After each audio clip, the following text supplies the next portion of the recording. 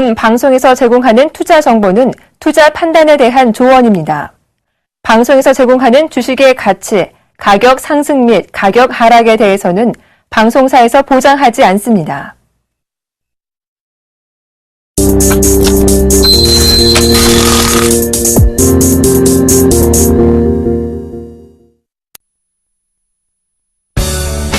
자꾸 빠지는 수익률에 주식 투자가 힘드세요? 이제 힘든 주식 투자는 그만. 차트 속 마디를 알면 누구나 가능한 쉽고 정확한 주식 투자. 마디매매 창시자 정재훈 멘토와 함께라면 당신의 수익률도 달라질 수 있습니다.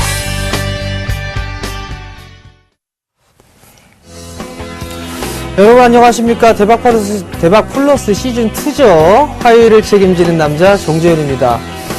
오늘 상당히 피곤합니다. 그래서 혀까지 꼬이는 그런 모습을 좀 보였네요. 죄송하다는 말씀 좀 드리도록 하겠습니다. 자, 원고대로 읽어야죠. 최근 실속파들이 많이 좀 늘어나고 있다라는 얘기가 있습니다. 도시락은 편의점에서 구매를 하고요. 그 다음에 커피는 어디서 하냐면 마트에서, 그리고 염색은 집에서 한다고 합니다. 그럼 주식은 어디에서 할까요? 바로 샘플러스, 대박플러스에서 그 답을 찾아보시면 좀 되지 않을까 싶습니다. 최근에 시장이 좀 좋다, 나쁘다 계속 좀 반복을 하고 있죠. 그럴 때일수록 대박플러스 시즌2 화요일의 남자 정재훈 멘토를 유심히 좀 이 입을 지켜봐야 된다라는 말씀 좀 드려보도록 하겠습니다.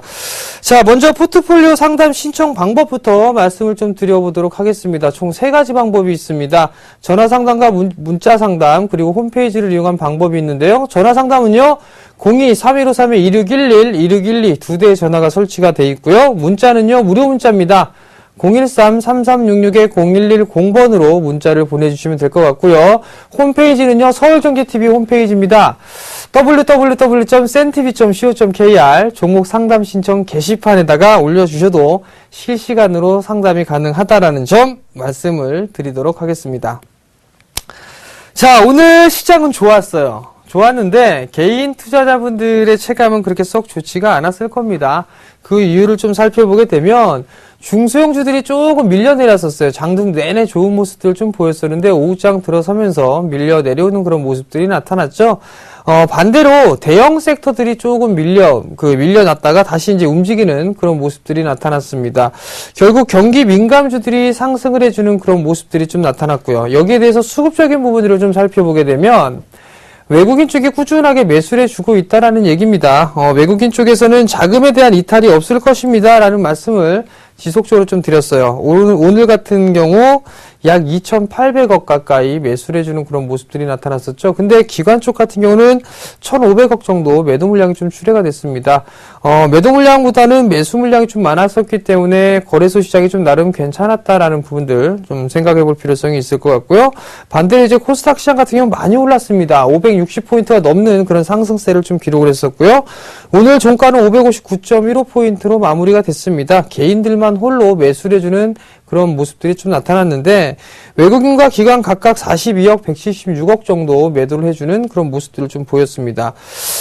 근데 시장의 흐름들을 좀 보게 되면 여전히 중소형주들이 좀 더 유리한 그런 부분들이다라고 좀 보셔도 좋을 것 같습니다. 특히나 대형주들을 좀 보시게 되면 경기 민감주들이 좀 나름 괜찮은 모습들이 나타났었죠. 중국에 대해서 좀 안 좋은 이슈거리도 좀 있었고요.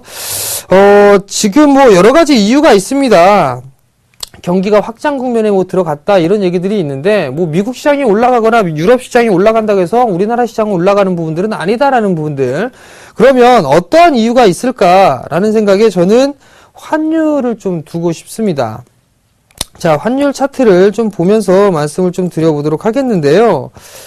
5년이라는 시간 동안 보게 되면 과거에 이제 1,100원대를 꾸준하게 유지를 해주는 그런 모습들이 나타났었단 말이죠. 그래서 지속적으로 하락을 해주는 그런 모습들이었었습니다. 그리고 나서 올해 들어서면서 보게 되면 1분기 때는 지금 1,090원 라인대에서부터 시작을 해서 얼마 정도까지였었죠? 자, 고점이 1,090원 정도였었고 저점이 약 1,050원 정도였었죠? 1분기 때는 요 밴드권역에서 좀 움직이는 그런 모습들이 나타났단 말이죠. 결국 평균 단가로 따져보게 되면 약 한 1,070원 정도가 좀 될 것이고요. 그리고 나서 2분기 때를 보게 된다라면 2분기 때를 보게 되면 얼마냐면 약 한 1,060원 권역부터 1010원대까지였었어요. 그럼 평균적으로 따져보게 된다면 약 한 1030원대 중초반권역이었었거든요. 2분기 때는 이러한 환율의 흐름들이 좀 전개가 됐었습니다. 근데 금일 흐름들을 좀 보시게 되면 1010원을 이탈해주는 그런 모습들이 나타나고 난 이후에 기술적인 반등의 흐름들이 나왔습니다. 환율은 말씀을 좀 드렸을 거예요. 1000원을 일시적으로 깨는 흐름들이 나온다 하더라도 반등은 좀 나올 수 있다. 그 반등이 어디까지냐? 1040원에서 적게 나오면 1030원, 많이 나오면 1050원 정도까지는 반등이 나올 수 있을 겁니다. 라는 말씀을 좀 드렸어요. 결국 1027원 40전. 여기까지 올라갔죠? 그럼 뭐가 문제가 되겠죠? 이제는 내수 섹터들이 원화가, 상승을 하는 게 아니냐라는 그런 부분들 때문에 많이 올랐던 거에 차익 매도를 했을 거란 말이죠. 그럼 반대로, 수출주들 같은 경우는 이제 환율이 조금 안정적으로 되겠구나라는 그런 생각들을 하겠죠. 그러면서 기술적인 반발 매수에 대한 유입이 좀 들어오지 않았나라는 좀 생각을 하고 있습니다. 그렇기 때문에 대형 섹터들이 상승을 해주는 그런 모습들이 나타났었고, 그리고 상대적으로 강했었던 종목 섹터였었죠. 내수 섹터들, 그리고 원화 강세 수혜주들이 나름대로 좀 차익 매물이 쏟아지는 그런 모습들이 나오면서 시장이 좀 밀리지 않았나라는 좀 생각을 합니다. 그럼 여기서 한 가지 더 말씀드릴 부분들은 어차피 이제 2분기 실적 발표입니다. 내수 섹터들 조정받았단 말이죠. 제가 지지난 시간 2주간에 걸쳐서 지난주에는 원화 강세 수혜주들, 내수 섹터들 차트 보여주면서 말씀을 좀 드렸을 거예요. 그죠? 신고가였었죠? 그러한 종목군들이 이제 조정을 좀 받을 거란 말이죠. 제가 비단 말씀드리지 않았던 종목군들 중에서도 대상이라든가 코어롱 이런 종목군들이 있을 겁니다. 그런 종목군들 조정이 받는다라면 충분히 매수 포인트를 좀 잡아도 좋을 것이다 라는 부분들 말씀을 좀 드려보도록 하겠습니다. 결국 조정을 관심 있게 보라는 얘기는 무슨 얘기죠? 대형주들은요, 역배열권역에 있는 대형주들은 추세에 대한 전환이 나타날 수가 없다라는 얘기입니다. 기술적인 반등으로만 좀 생각을 해야 된다라는 점, 그리고 조정을 받았을 때 다시 실적 기반형의 종목군들은 다시 한번 매수 포인트를 들어가야 된다라는 거, 그 부분들을 오늘 좀 강하게 말씀을 드려보도록 하겠습니다. 자, 오늘 대충 시황은 여기에서 좀 마무리를 짓도록 하겠고요. 이제 포트폴리오 좀 AS를 좀 진행을 해드려야 될 것 같습니다. 최근에 이 종목군들, 지난 시간에 좀 말씀을 드렸던 종목군들 같은 경우를 좀 보게 되면 수익률은 좀 괜찮습니다. 대부분 다 두 자리 숫자의 수익률을 좀 기록을 하고 있는 그런 모습들인데요. 중앙백신은 괜찮은 모습들이고, 다산네트웍스가 최근에 조금 밀려내렸습니다. 저점을 좀 이탈해주는 그런 모습들이 좀 나타나고 있는데, 다산네트웍스 같은 경우는 나름대로 좀 괜찮은 모습들이 나타날 겁니다. 지금 통신 섹터들, 나름대로 좀 괜찮은 모습들을 좀 보이고 있기 때문에, 어느 정도 한 차례 조정을 좀 받고 난 뒤에는 다시 한번 상승 시도는 충분히 나타날 수 있다라고 좀 보셔도 좋을 것 같고요. 실리코록스가 11%대예요. 과거에 한 거의 30% 가까이 상승을 해주는 그런 모습들, 수익을 좀 냈다가 지금 11%일 때 좀 줄어든 그런 모습이었는데, 여기서 좀 살펴보게 되면 LG에서 인수를 했어요. 아마도 분명히 SK 하이닉스처럼 시너지 효과가 분명히 나올 겁니다. 그렇기 때문에 중장기적으로 보시는 분들은 그냥 홀딩 관점 유지해도 좋다라는 점 말씀을 좀 드려보도록 하겠고요. 그 다음에 이제 바이넥스가 있습니다. 바이넥스가 거의 20% 가까이 수익이 냈다가 지금 9.9%의 수익률이란 말이에요. 대충 차트 봐도 윤곽이 나오죠. 정배열권역이죠. 월봉이와 주봉이와 일봉이가 정배열입니다. 61선 지지를 받는 모습들이 계속 나타나면서 추세상 상승 추세대를 그리고 있죠. 61선 부근만 지지를 해준다면 괜찮은 모습이다. 결국 그렇기 때문에 좀 더 가져가 보는 전략 좋겠다라는 점 말씀을 드리도록 하겠고요. 그 다음에 이제 KG ETS라는 종목이 있어요. 약 0.6%죠. 폐기물. 그죠? 시화공단에 대한 부분들, 좀 단기적인 부분들이 아니라 중장기적인 부분들을 좀 보셔야 되는 그런 부분들이지만, 충분히, 성장성은 겸비를 하고 있다라는 부분들 좀 말씀을 드리고 싶고요. 우리나라뿐만이 아니라 세계적인 흐름을 좀 보더라도 환경에 대해서, 관심이 좀 많이 있습니다. 그렇기 때문에, KG ETS 같은 경우는 좀 긴 관점을 봤을 때 충분히 성장성이 있고 실적이 좋아질 수 있다라는 점 말씀을 좀 드려보도록 하겠습니다. 그 다음에 KT 서브마린이 있어요. 마이너스 8.5%의 손실권역입니다. 손실권역인데 이 부분은 그래도 차트를 좀 보시면서 말씀을 드리는 게 좋지 않을까 싶습니다. 굳이 뭐 수익 나고 있는 거 말씀드려봤자, 그러니까 손실 나고 있는 거를 좀 말씀을 좀 드려보도록 하겠습니다. 자, 지금 제가 제안을 해드리고 난 이후에 좀 밀려내렸어요. 계속적으로 음봉의 모습, 둘레였어, 7거래일이죠? 7거래일이 아니라 7거래일 연속적으로 음봉이 나왔습니다. 그죠? 계속적으로 밀려내렸다는 얘기예요. 약세의 모습을 좀 보였었고. 근데 지금 이제 어느 정도 이 박스 하단권역까지 좀 밀려 내려오는 그런 모습들이 나타나고 있습니다. 그렇다는 얘기는 이제 바닥을 이 자리대에서는 다지는 그런 모습들이 나타날 것이고, 다시 한번 기술적인 반등의 흐름들이 나타나지 않겠느냐라고 좀 보고 싶습니다. 최근에 그 말씀드렸던 부분들 좀 보게 되면 신용이 조금 높았어요. 7.22%거든요. 7.22%의 신용이 좀 보여지는데, 실적을 한번 잠깐 보시게 되면 작년보다 좀 늘어나는 그런 모습들이 나타났습니다. 1분기 때 실적이 좋아졌으니까 2분기 때도 좀 좋아질 수 있지 않겠느냐라는 좀 판단에 이 종목을 좀 제안을 드렸던 건데, 이 부분들은 2분기 실적 발표 때까지는 조금 지켜봐야 되는 게 아닌가라고 좀 생각을 하고 있습니다. 리스크 관리 자리대죠. 즉 손절가가 터치가 되지 않는다라면 조금 더 보유를 해보실 수 있는 그런 전략을 좀 말씀을 드려보도록 하겠습니다. 자, 그리고 지난주에 마지막 시간에 좀 말씀을 드렸던 종목이죠. 아비코전자는 편입을 좀 실패를 했습니다. 그 종목도 차트를 좀 보시면서 말씀을 좀 드려보도록 하겠는데요. 아비코전자입니다.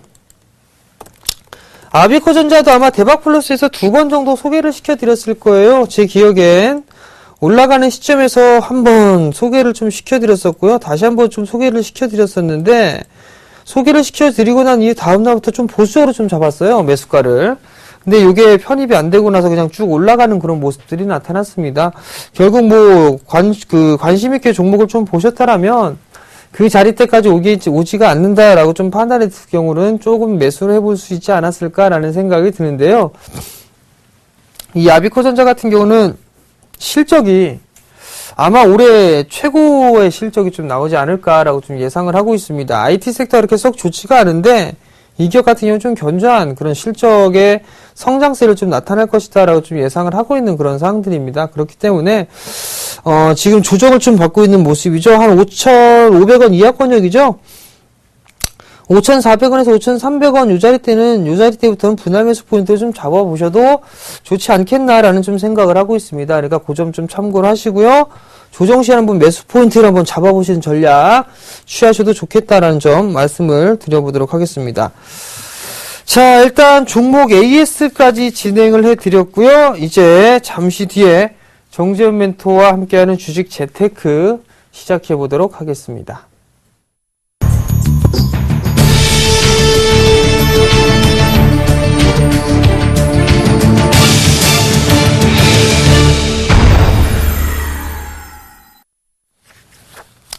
정재훈 멘토와 함께하는 주식 재테크 시간입니다. 벌써 몇 번째 시간이죠? 셀 수가 없네요. 많이 됐습니다. 자, 하나씩 좀 보시면서 말씀을 좀 드려보도록 할게요. 지난주에 대한 이슈를 좀 살펴볼게요. 이거 원래 금요일장이나 아니면 월요일장에 좀 이렇게 하는 게 좋은데, 일단 지난주 이슈는 한번 좀 둘러보고 넘어갈게요. 포르투갈에 대한 위기 부분들이 좀 있었습니다. 이슈 부분들이 있었죠? 이름도 어려워요. 에스피리토 산토. 이 기업에 대한 채무 상환에 대한 지체 부분들이 좀 있었죠. 지주사에 대해서 회계 부정에 대한 적발 부분들, 이런 얘기가 좀 나오면서 잠깐 움찔거리는 그런 모습들이 나타나는데 시장에서는 큰 부분들은 없었습니다. 이번 주 들어서 뭐 이런 얘기들은 안 나오고 있기 때문에 크게 신경 쓸 부분들은 아니다라고 좀 보셔도 좋겠다. 그리고 지난주에 옵션 만기일이 있었고 금통위가 있었죠. 목요일 날은 옵션 만기는 무난하게 넘어갔습니다. 그리고 난 이 금요일 날장에 좀 밀려 내려왔었죠. 그리고 금통위가 있었는데 금리를 동결했습니다. 그래서 코멘트를 좀 했을 때는 조금 약간 스탠스가 좀 바뀌었습니다. 항상 이 공통적인 부분들은 세월호에 대한 그 부분들 때문에 내수가 침체가 된다 뭐 이런 얘기들을 좀 많이 했었는데, 그 부분들에서 이제 스탠스가 금리 인하 쪽으로 좀 얘기가 좀 나와주고 있습니다. 지금 현재. 그렇다면 금리가 인하가 된다라면 나름대로 주식시장에 좀 호재로 좀 작용하지 않겠나라고 좀 보고 있습니다. 그렇기 때문에 이 추이는 지속적으로 좀 지켜봐야 된다라고 좀 말씀을 드려보도록 하겠고요. 그리고 신저가 종목군들과 신고가 종목군들이 상당히 많이 나왔습니다. 신저가 같은 경우 경기 민감 섹터들 좀 많이 나왔었죠. 빅3, 조선 빅3들 신저가 좀 많이 나왔었고요. 그다음에 신고가에 대한 흐름들, 종목에 대한 흐름들을 좀 살펴보게 되면 내수 섹터에 있는 종목군들이 상당히 많이 올랐습니다. 징그럽게 안 지어지네요. 자, 그러면 어떤 식으로 좀 볼 수가 있냐면, 여전히 내수 섹터들이 좀 더 좋다라는 부분들입니다. 내수 섹터들이 조금 더 수월한 모습들이 좀 나타날 수가 있다라는 거. 근데 금일 같은 경우는 내수 섹터들이 좀 안 좋은 모습들이 나타났죠. 그 부분도 이따 차트를 좀 보시면서 말씀을 좀 드릴 겁니다. 그리고 중소형주가 강세가 지속됐어요, 지난주에. 오늘 같은 경우도 월요일까지만 해도 강세가 됐다가 오늘 같은 경우 조금 밀려 내려오는 그런 모습들이 나타났단 말이죠. 근데 결론만 말씀드리면 중소형주는 더 상승을 할 수밖에 없다라는 거 미리 좀 말씀을 드릴게요. 그리고 마지막으로 원화 강세가 있었죠. 이제 원화 강세가 지난주 초에 바닥을 치고 난 이후에 1010원을 깨고 난 이후에 움찔거리다가 지금 오늘 같은 경우 반등이 좀 나와주는 그런 모습들이 나타났단 말이에요. 그렇기 때문에 지난주와 지금하고는 지금 지난주 딱 하고 오늘 시점만 딱 보게 되면 반대입니다.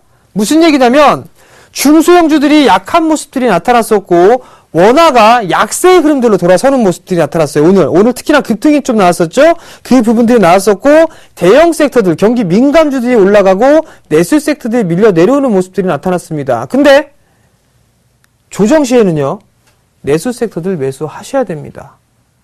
경기 민감주들, 특히나 역별에 있는 조선, 화학, 그 다음에 철강, 기계, 몇몇 선택되어진 종목군들을 제외하고 나서는 일단은 단기적인 트레이딩 접근으로 수익을 좀 짧게, 방막을 짧게 치고 빠져나와야 된다라는 점 말씀을 좀 드려보도록 하겠습니다.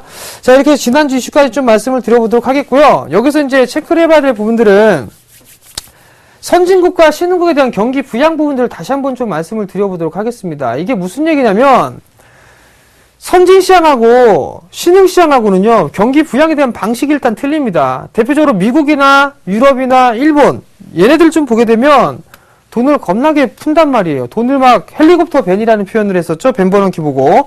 화폐에 대한 발권력을 좀 동원해 갔기 때문에 경기 부양을 시킵니다. 돈을, 화폐를 엄청나게 찍어서 돈을 풀었죠, 시중에. 풀면서 경기 부양을 촉진시키는 그런 모습들이 좀 나타났었단 말이에요.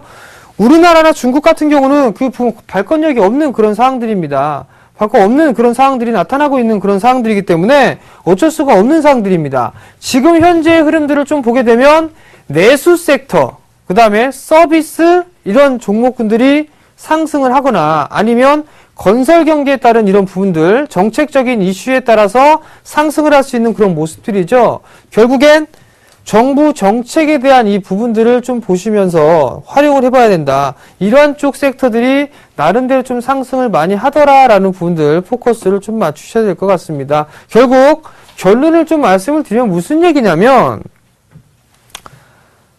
선진시장하고 신흥국하고 따라가지 말라라는 얘기예요. 따라가는 게 아니라 자체 방식 자체가 틀리다. 그리고 과거는 성장을 하기 위한 부분들이었었어요. 그죠? 성장을 하기 위해서 많이 굴뚝주들이 상승을 하고 투자를 했지만 지금은 이들 쪽에 투자를 하는 부분들이 아니라는 얘기예요. 그렇기 때문에 충분히 문제를 내수 섹터나 서비스 쪽으로 바꿔도 좋겠다라는 점 말씀을 드려보도록 하겠습니다. 그럼 어떻게 해야 되겠어요? 여전히 내수 섹터 쪽 위주로 보셔야 된다라는 얘기입니다. 그 부분들을 꼭 기억을 해 주시기 바랍니다. 자, 오늘은요, 여러 가지 부분들을 좀 살펴볼 건데, 일단 중국에 대한 이 시진핑 주석이 좀 방한을 했습니다. 그죠? 그리고 모멘텀을 좀 살펴보게 되면 짧게 한중 FTA 연내 좀 타결하겠다라는 얘기들, 이 얘기가 좀 있었는데 우리나라 시장이 좀 괜찮을 것 같아요. 그리고 서비스 쪽이나 금융 개방을 좀 해보자. 즉, 지금 뭐 중국이나 교역을 했을 때 위안화로 결제를 하자라는 부분들은 우리나라 같은 경우는 좀 나쁜 부분들은 아닐 것 같습니다. 위안화에 대해서 평가 절상 정도 되는 그런 효과를 노릴 수가 있기 때문에 괜찮고, 서비스나 이런 분들 한류 열풍이라든가 아니면 결제라든가 이런 부분들 개방을 한다는 얘기는 우리나라 시장에 조금 더 도움이 되지 않을까. 다만 이제 문제가 될 수 있는 부분들은 시골에 계신 농촌, 농사를 좀 짓고 계신 분들이죠. 그런 부분들에 따라서 나름대로 어떻게 조율할 것인가, 그 부분들을 따져봐야 되는 부분들이지만 결국 이 한중 FTA가 연내 체결이 된다라는 이 부분들은 시장에 큰 호재성으로 좀 작용할 수 있다라는 점 말씀을 좀 드려보도록 하겠습니다. 자, 오늘은요, 다른 걸 보는 게 아니라 실적 발표, 지금 예를 들어서 선진시장에 대한 기업들이죠. 대표 기업들, 세계적으로 봤을 때 대표되는 그런 기업들의 실적 그리고 전망을 보면서 종목을 좀 관출할 수 있는 그런 방법 그리고 원자재에 대한 이 차트나 이런 부분들 그런 부분들 좀 보면서 종목을 고르는 방법을 한번 살펴보도록 할게요. 자, 일단 한국은행 이건 넘어가도록 할게요. 자, 알코아에 대해서 실적 발표를 했었습니다. 그죠? 알코아가 실적은 좀 괜찮게 나왔어요. 그러면 얘기하면서 이제 실적에 대한 전망, 뭐 3분기에 대한 전망이라든가 아니면 2014년도에 대한 전망이나 이런 부분들 좀 얘기를 많이 하죠. 근데 알코아 같은 경우를 좀 보게 되면 실적에 대한 전망 부분들을 보시게 되면 영어로 써 있어요. 영어로. 영어. 이거 모르셔도 돼요. 모르셔도 됩니다. 자, 여기 모양 있죠? 그림. 시력만 좋으면 돼요. 딱 시력만 좋으면. 이거 뭐예요? 이거. 에어로스페이스라고 써 있는데 비행기잖아요. 비행기. 그죠? 항공산업 같은 경우는 좀 보게 된다라면 글로벌 전체적으로 놓고 봤을 때 8에서 9% 정도 성장을 할 것이다 라는 성장 전망을 좀 내놓고 있습니다. 그렇다면 우리나라에 뭐 직접적으로 영향을 좀 받을 수 있거나 선두적인 역할을 할 수 있는 그런 기업은 없지만 어떤 부분들을 좀 볼 수가 있죠? 한국 항공우주나 이런 기업들 같은 경우는 알 수가 있겠죠. 그죠? 그런 기업들 같은 경우는 성장을 한다라고 하니까 관심 있게 좀 보셔도 괜찮겠다라는 얘기가 되겠죠. 근데 이거는 소수에 대한 종목군들이니까 일단 넘어가도록 하겠고요. 다음 부분들을 보게 이제 오토모티브라고 했죠. 자동차 쪽입니다. 우리나라 자동차가 좀 잘 나가고 있는 그런 상황이에요. 지금 시장 점유율도 꾸준하게 높여가고 있는 그런 상황들이 좀 진행이 되고 있죠. 그리고 뿐만 아니라 어떤 부분들을 좀 보실 수가 있냐면 다른 부분들, 즉 어느 나라에서 성장을 더 많이 하느냐 그 부분들을 체크를 해볼 필요성이 있을 것 같은데요. 우선 보게 되면 유럽 쪽 보게 되면 0에서 4% 많이 성장을 해야 4% 정도 성장을 할 수가 있다라는 얘기거든요. 그러면 지금 다른 분들은 없어요. 유럽 쪽엔 글로벌 같은 경우는 평균적으로 한 1에서부터 4% 정도 성장을 할 것이다 라고 얘기를 하는데 이 평균보다 더 높이 전망할 수 있는 그런 섹터들을 좀 봐야 되잖아요. 그 섹터가 어디 있죠? 바로 중국입니다. 중국은 평균적으로 1에서 4%인데 그 이상인 6에서 10%를 좀 성장을 할 것이다 라고 전망을 좀 하고 있습니다. 그렇다면 어떤 섹터를 좀 봐야 되겠죠? 자동차 쪽 섹터를 보셔야 되잖아요. 그죠? 자동차 쪽 섹터를 봐야 되는데 여기서 또 한 가지 완성차도 좋아요. 완성차도 좋은데 완성차보다는 부품주들 위주로 좀 살펴봐야 되지 않는가라는 좀 생각을 합니다. 여기서 보게 되면 자동차 부품주들 같은 경우는 현대기아차에 좀 집중을 해 놓고 있는 그런 섹터가 아니라 고객사를 좀 다변화하고 있는 그런 종목분들 중에서 지금 중국 시장에 진출을 해 놓고 있는 그런 기업들을 보는 게 좀 좋지 않나 싶습니다. 대형주로 좀 보게 되면 뭐 만도나 현대, 위아 뭐 이런 종목군들 좀 볼 수가 있겠죠. 중소형주도 보면 뭐 한일, 이화라든가 이런 종목군들을 좀 보실 수가 있을 겁니다. 그들 실적이 다른 국가에서 하는 다른 해외 쪽에 진출해 있는 그런 부분들보다 훨씬 더 성장을 더 크게 할 수 있다라는 점. 그렇다면 자동차 섹터는 여전히 올 한 해 하반기에도 유심히 좀 지켜봐야 될 부분들이다라고 좀 보셔도 좋을 것 같습니다. 자, 그리고 헤비듀티 트럭이라고 되어 있죠. 대부분 이게 화물 중장비 쪽이다라고 좀 보셔도 좋을 것 같아요. 중장비 쪽을 보시게 되면 중립입니다. 그죠? 성장을 그냥 마이너 역성장해서 그냥 보합 3% 정도 성장을 할 것 같은데 이 부분들에 있어서는 제가 봤을 땐 큰 메리트가 없을 것 같습니다. 전체적인 평을 보니까 그냥 중립적인 위치에 있기 때문에 이 섹터는 그냥 넘어간다. 그래서 중장비에서 그나마 선택을 할 수 있는 그런 부분들을 좀 살펴보게 된다면 아마도 두산인프라코아 같은 종목군들이 있겠죠? 뭐 그런 한국 정밀기계라든가 그런 섹터가 좀 있을 것 같은데 이런 건 그냥 넘어가도록 하겠고요. 자, 패킹으로 되어 있습니다. 지금 보게 되면 알루미늄 캔이 좀 되어 있죠? 근데 평균적으로 보게 되면 2에서 3% 정도 성장을 할 것이다 라고 좀 전망을 하고 있습니다. 근데 여기서 좀 보게 되면 가장 크게 성장할 수 있는 그 국가들을 보게 되면 바로 또 중국이라는 얘기 있죠? 중국 8에서 12% 정도 성장을 할 것이다 라는 전망을 좀 하고 있습니다. 그렇다는 얘기는 무슨 얘기죠? 내수 섹터에 있는 종목군들이 나름대로 성장을 하는데 특히나 중국 쪽 중국 쪽에 진출을 해 있는 그런 국가, 그 기업들이 나름대로 좀 성장성이 좋더라. 이 부분들을 좀 체크를 해볼 수가 있을 거란 말이에요. 그러면, 자, 한번 잘 생각해 보세요. 내수 섹터 중에서 중국에 진출을 해 있는데 주가가 안 올라간 기업들이 있습니다. 그 기업들을 한번 찾아보세요. 그 기업들을 찾아보시면 분명히 답이 나온다라는 거 힌트 드렸습니다. 꼭 찾아보시기 바랍니다. 만약에 이거 막상막하 투명쇼 나왔으면 오늘 가지고 나왔을 겁니다. 이거 말씀드렸습니다. 자, 다음 볼게요. 다음은요, 뭐, 건축입니다. 건설 쪽 보게 되면 뭐 7에서 9% 정도, 4에서 6% 정도 성장을 할 것이다 라고 좀 보고 있는데, 그래도 여전히 보게 되면 중국 쪽이에요, 중국 쪽. 중국이 최고더라. 중국이 그래도 GDP 성장이나 이런 부분들 7%대에 맞춰 놓겠다고 하지만 그 이상에 대한 부분들을 하고 있지는 않죠. 그냥 적정한 수준을 유지를 하면서 폭발적으로 성장을 하지는 않는단 말이에요. 내수 기반형을 촉진을 시키면서 적절하게 성장을 할 수 있는 그런 구도로 취하고 있는 그런 상황들이기 때문에 건설 쪽 같은 경우 7에서 약 9% 정도 성장을 할 것이다 라고 좀 얘기들을 하고 있습니다. 그럼 중국에 보면 도시 개발을 좀 하고 있는 그런 흐름들이 나타나고 있죠. 그들 관련된 기업들, 뭐 성도 ENG나 이런 기업들이 있는데 큰 폭이 올랐다 많이 빠졌죠. 그럼 2분기 실적에 대한 우려감이나 이런 게 있었을 겁니다.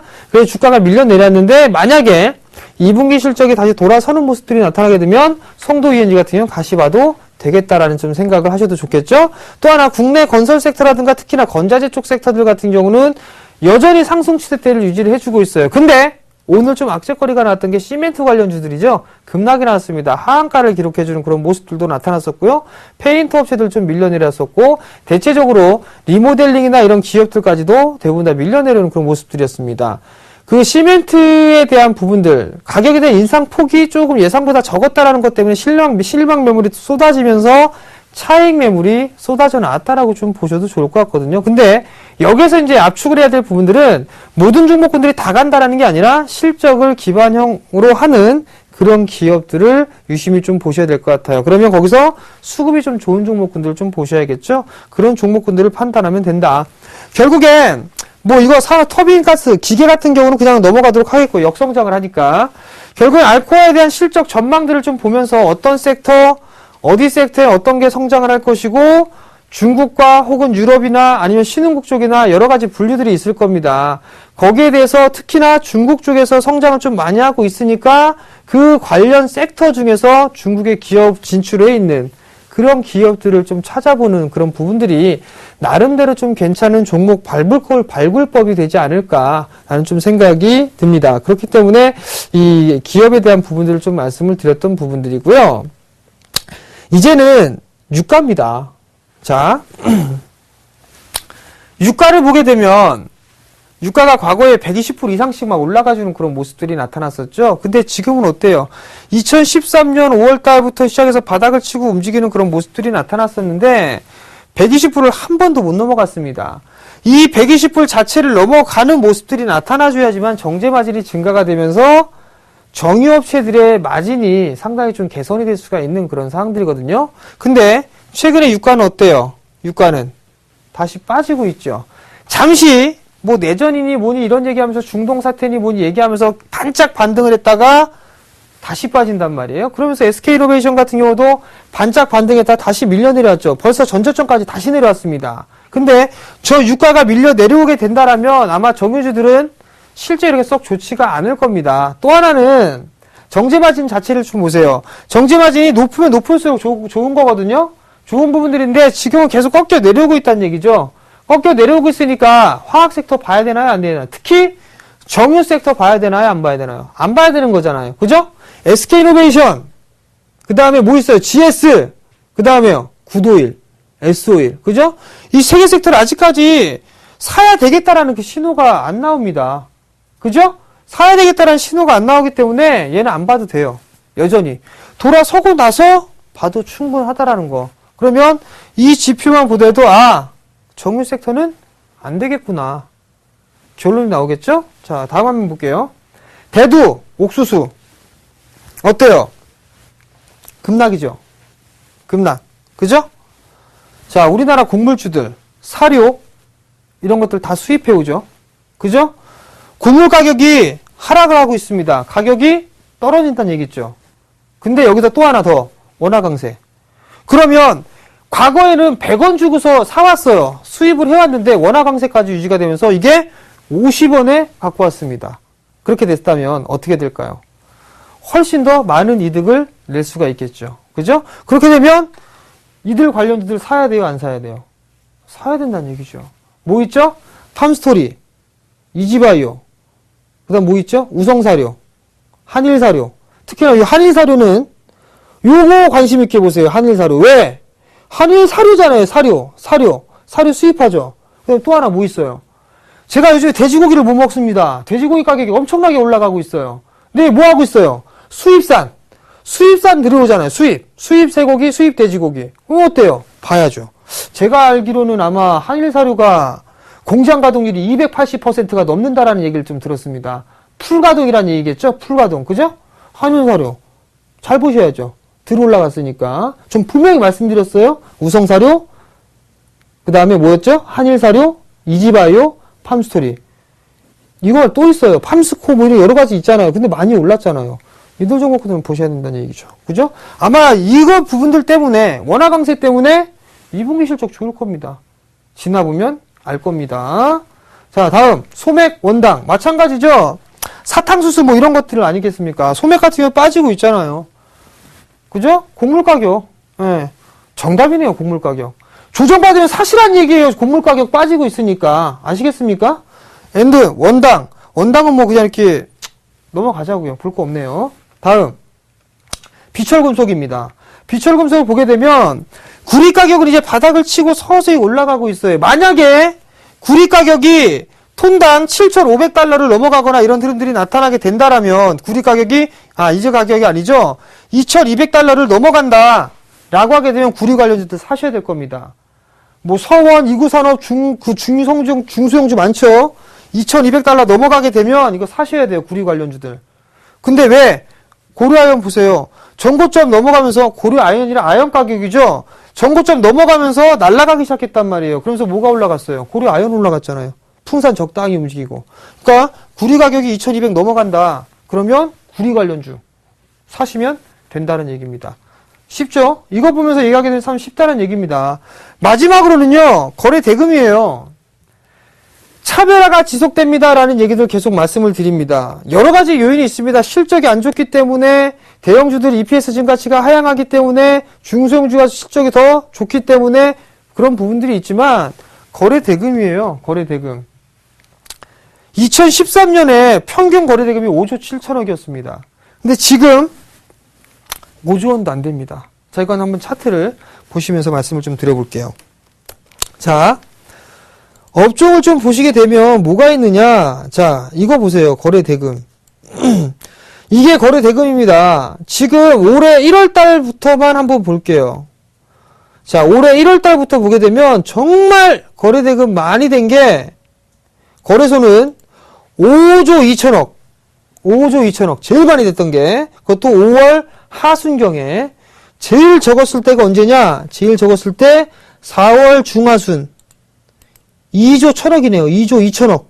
2조 2천억. 이러니까 갈 수가 있나요? 못 간다는 얘기입니다. 근데 여기 또 하나 보게요.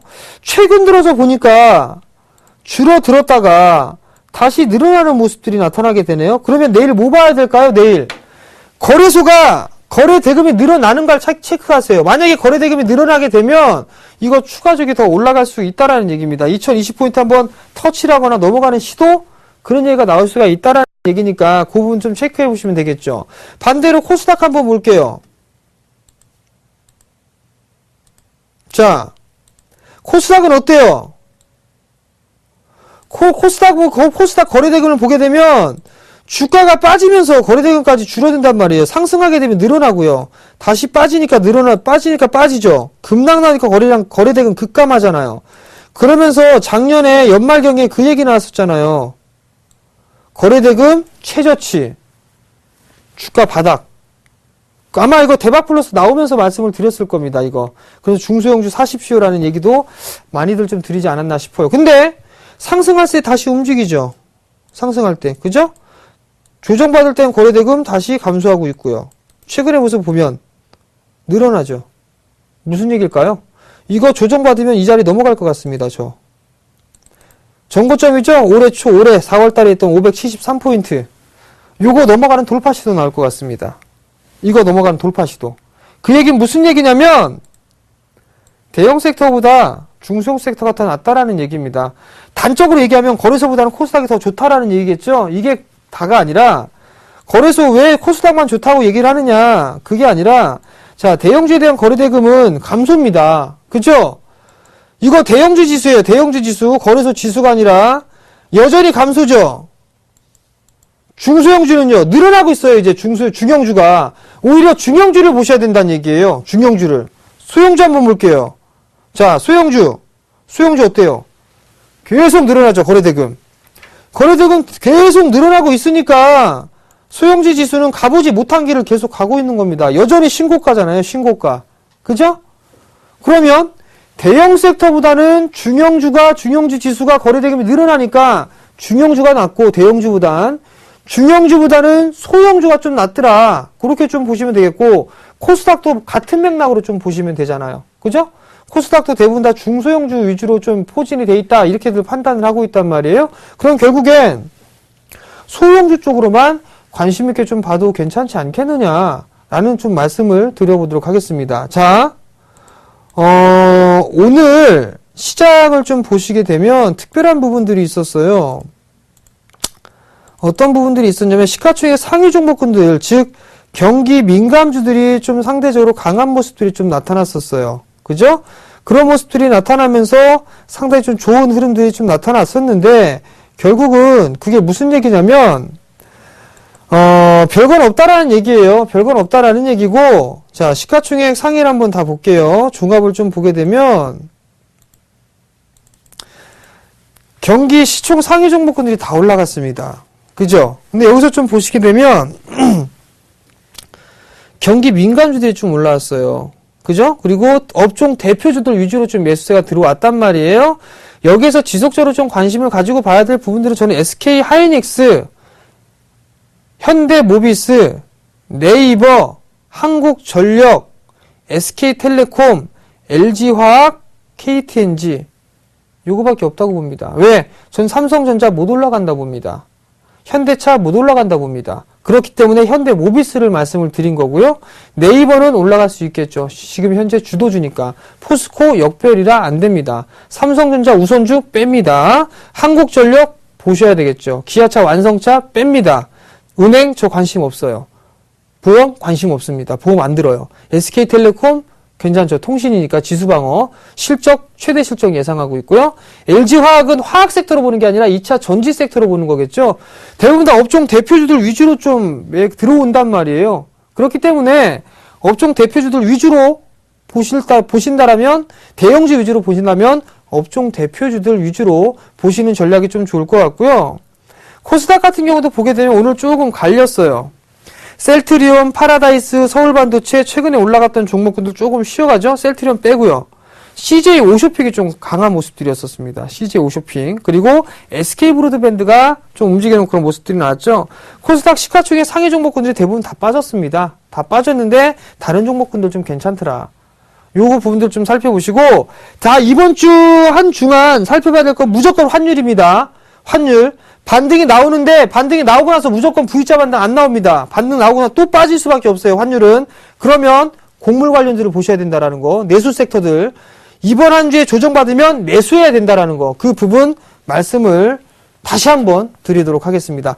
자, 그럼 오늘 저는 여기서 시황 마무리하도록 하겠고 잠시 뒤에 포트폴리오 상담 시작해 보도록 하겠습니다.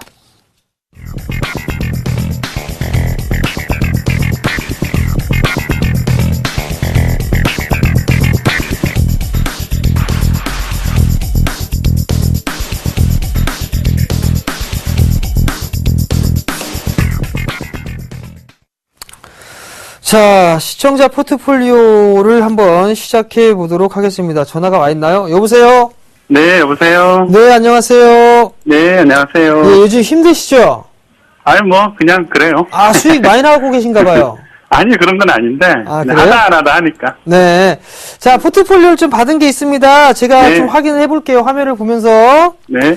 자, 현대차를 22만 5천 원에 30%를 가지고 계시고요. 네. MK 트렌드 1,500원에 20%, 동일 네. 고무벨트를 10,000원에 20%, 그리고 현금을 30%를 가지고 계십니다. 네. 예, 맞으십니까? 네네.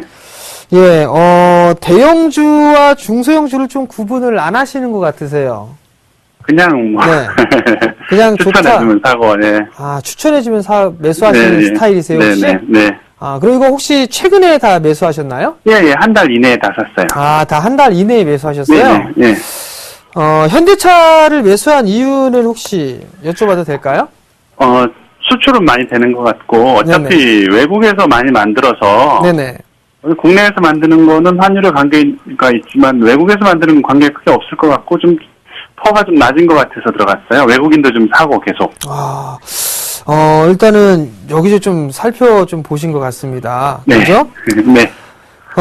저는 개인적으로 좀 봤을 때는, 네.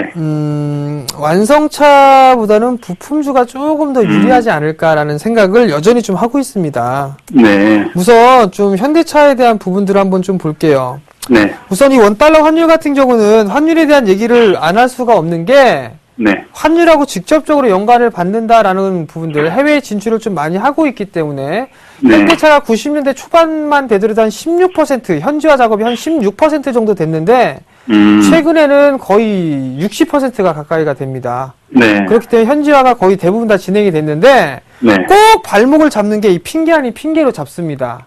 네. 그죠? 환율이란 얘기. 네. 근데 어느 정도 오늘 반등이 좀 나와줬어요. 이러한 네. 부분들이 조금 더 유리하게 흘러갈 것이다라고 좀 보셔도 좋을 것 같고요. 네.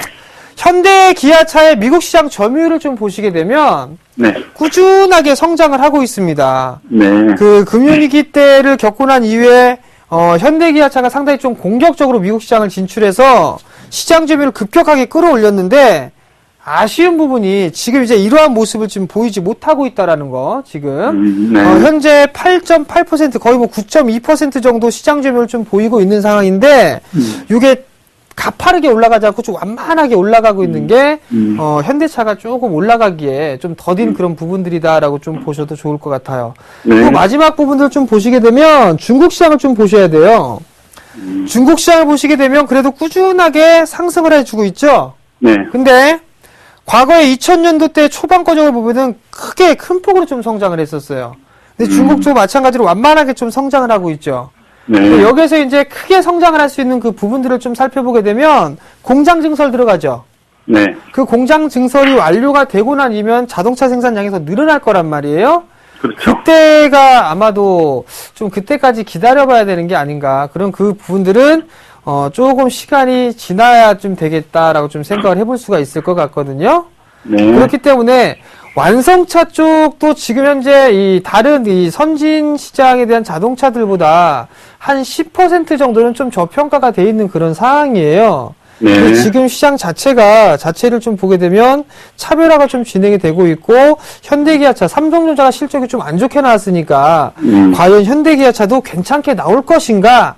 라는 그 의구심이 현재 작용을 하고 있다라고 좀 보시면 좋을 것 같습니다. 네. 자, 우선 21만 지금 매수 단가를 좀 22만 5천 원이에요. 약간 수익 권역이신데요. 네.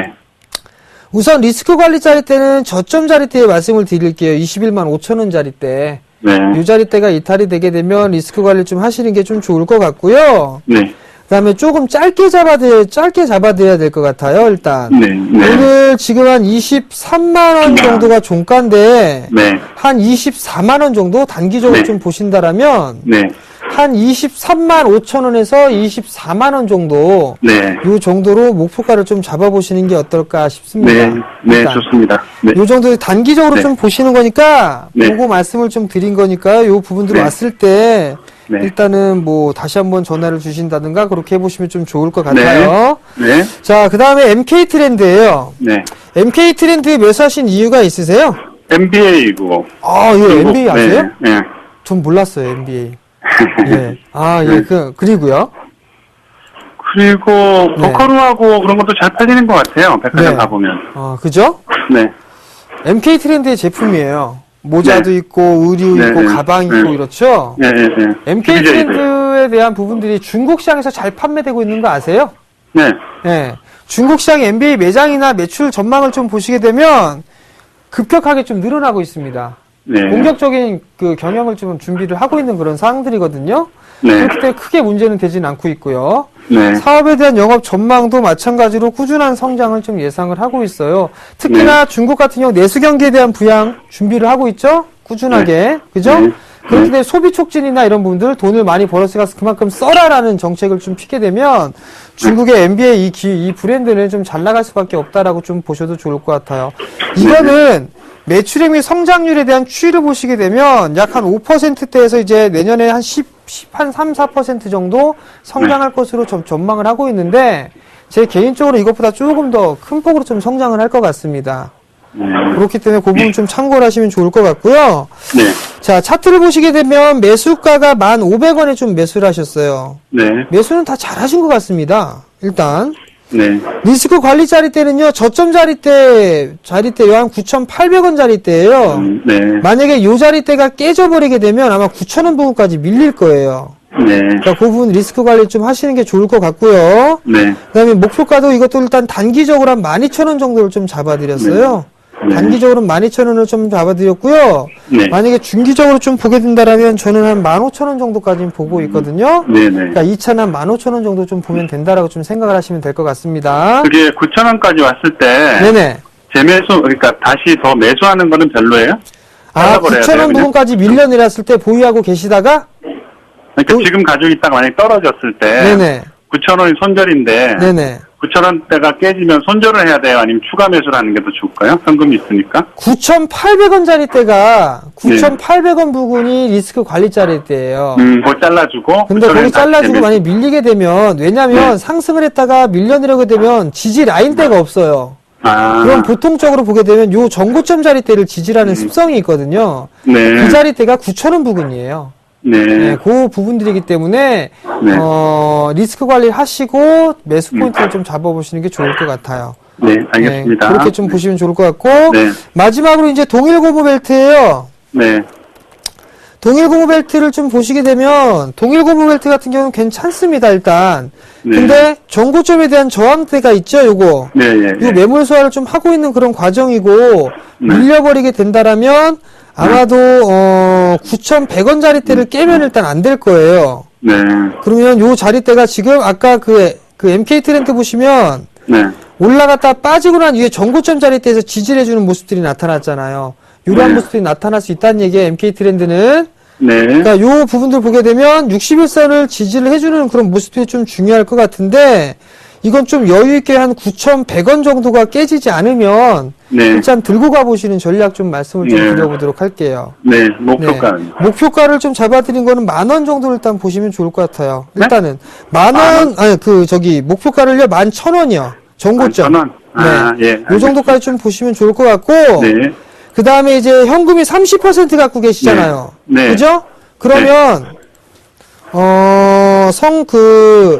곡물주들 혹시 아세요? 곡물주. 네. 네. 한일사료나 네. 그 다음에 또 종목이 좀 뭐가 있냐면 팜스토리는 좀 너무 많이 올라간 것 같거든요. 네. 우성사료. 네. 우성사료나 한일사료 조정받을 때 매수하세요. 네. 네, 감사합니다. 그 매수 포인트를 좀 잡아보게 되면 3,800원 이하권적으로 우성사료는 네. 네. 네. 한일사료는 조금 싸게 잡으시는 게 좋대요. 1,700원대 중반, 한 1,750원? 네. 요 정도까지 밀려 내려오는 흐름들이 나오게 되면 네. 한번 잡아보시면 네. 좋은 네. 결과 나올 겁니다. 네. 감사합니다. 네, 성공 투자하시고요. 네. 감사합니다. 자, 이렇게 해서 포트폴리오 상담까지 마무리를 좀 했고요. 제가 이제 마무리를 할 시간입니다. 마무리를 하기 전에 강연회가 있죠? 강연회. 이번 주 토요일 날 진행을 합니다. 장소는요, 여의도 HMC 투자증권 지하 1층에서 좀 진행을 합니다. 저하고 예병권 멘토님이 진행을 하는데요. 오후 2시입니다. 이번 주 토요일. 여의도역 3번 출구로 좀 나오시면 될 것 같아요. 참가비는 무료고요. 현장 접수하는 거고요. 문의는요. 1577-7451번으로 문의를 하시면 될 것 같습니다. 많이들 참여해 주시기 바랍니다. 자, 그럼 오늘 저는 여기서 물러나도록 하겠고요. 다음 주 화요일 날 찾아뵙도록 하겠습니다. 시청해주셔서 감사합니다.